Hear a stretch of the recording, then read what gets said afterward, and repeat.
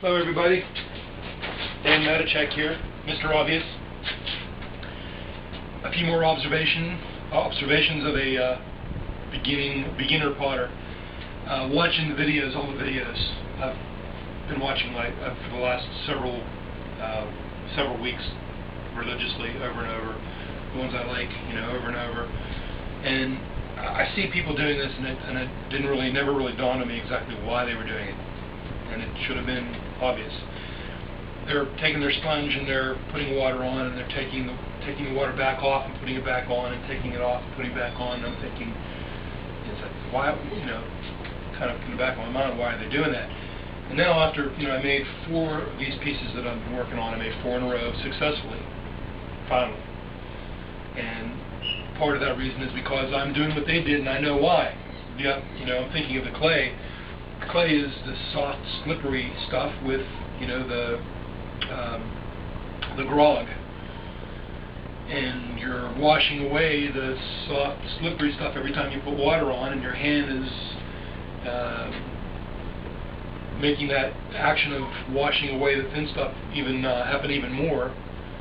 So you have to, but you have to keep watering, and you feel as long as you feel that grabbing. That's the grog catching on your hand, and you have to keep adding water till that goes away. But if you keep adding too much water, then you're going to have obviously a swamp, absorb too much water, and you start having problems with your walls and holding up and everything else. And you're washing away the clay, and you're going to end up with just grog. It affects the surface of the piece and everything.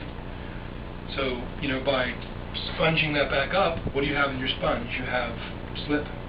That's probably mostly clay, not the grog. And you're putting that and using that water as your lubricant, because it is slippery. And that's why they do that. And the other thing, I noticed people, watching Simon Leach, well, several, but mostly him, stopping, squeegeeing off his hands, the clay on his hands. And what I'm finding is the reason that is if you leave that on, because I'm thinking, well, that's slippery, why would you take that off?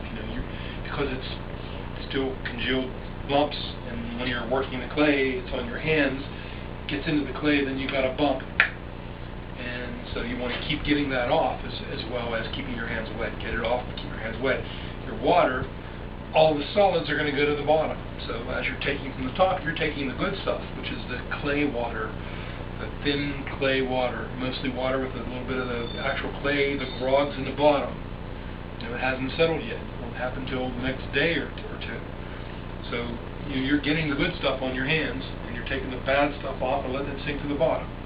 That's what you're doing. There's one other thing. Can't remember what it was. Just so much information I'm taking in, at this point that I'm losing my place when I talk. But I guess that's about it for now. I'll be back later today, not necessarily filming, but some more practice and finishing the little handles on these things later today. And I'm having a blast, and I hope you are too. See ya.